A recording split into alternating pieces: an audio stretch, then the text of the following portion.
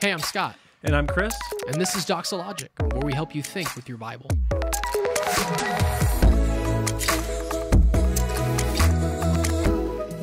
Next question reads like this.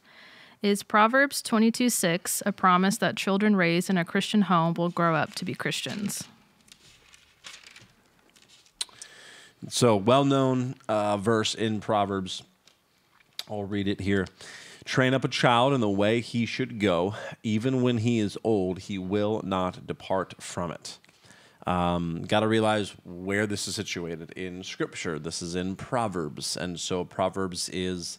obviously it's 31 chapters, but it's a litany of proverbial wisdom, not universal, ironclad, never an exception guarantees. These are principles to live by. These are not the same thing as a different book of the Bible where God is, speaking and he's making an unalterable, unchangeable declaration about something, about himself, which God is free to do. But here, because it's in the book of Proverbs, we have to just, right up front, where am I reading this in? I'm reading this in the book of Proverbs. Now, that being said, let's not strip away the importance of what this is saying, that we need to train up a child in the way he should go, and that's the instruction of the Lord. That's, I don't know if the Hebrew, Scott, is Torah there, the way. I'm not sure. I can look it up. It may be, but go ahead. I think I'd appreciate knowing that. Yeah. But the way he should go, the instruction he should follow in the Lord ultimately, even when he's old, he will not depart from it. There's a sense in which you'll say,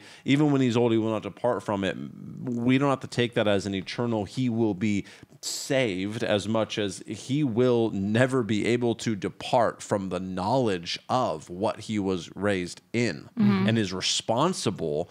This is what one thing you're giving all your children, if you're raising them up with the knowledge of the gospel, is that they are accountable to God for what they now have heard. And they've heard, hopefully, a faithful, consistent, lived out in your life, fear of God, love of Christ, and trust in the gospel, and that they won't be able to depart from it. They won't be able to shake it. Yeah. I don't think it's the same thing as they will never walk away from it or be lost. Yeah.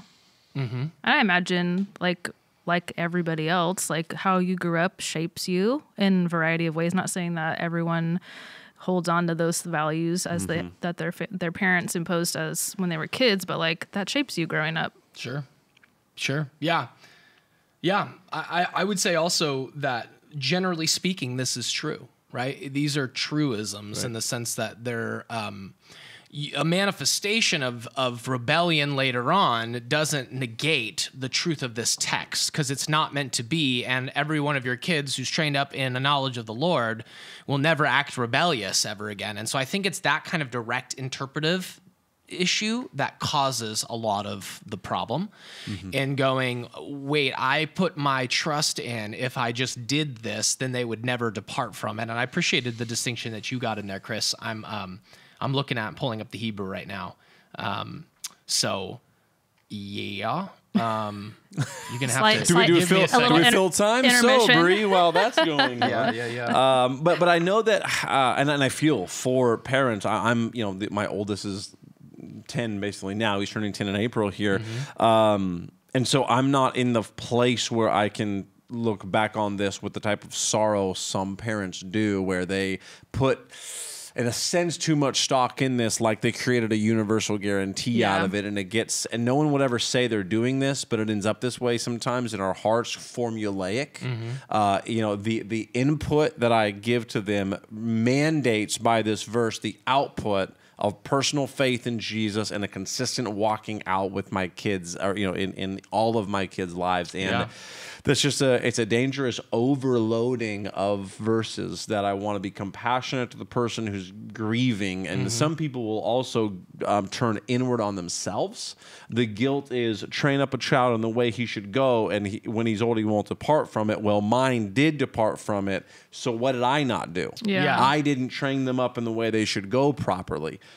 Well, okay, who has, in terms of some perfectionistic standard of, and I never had any misalignment in my character with the gospel. yeah, you did. Everybody Yeah. does. A moment of anger, a moment of, harshness toward my child, whatever it was. Like, it was my fault because there it is. Like, he departed, so it's my fault. And gosh, there's just, of all the verses in Proverbs, this is quite a statement given how many there are. This one might be the most overloaded, and more is imported to it than it's actually saying. Yeah. It's interesting. Yeah, I'm looking at it right here, and I don't see. Let's see. That's interesting. Yeah, I think that's how I would understand it. I wouldn't really add much to it than that. So yeah. All right. Well, that's super helpful, guys. Thanks for speaking into that one. You've been listening to Doxalogic, a podcast by Doxa Church in Rockland, California. To learn more, visit us online at doxa.church.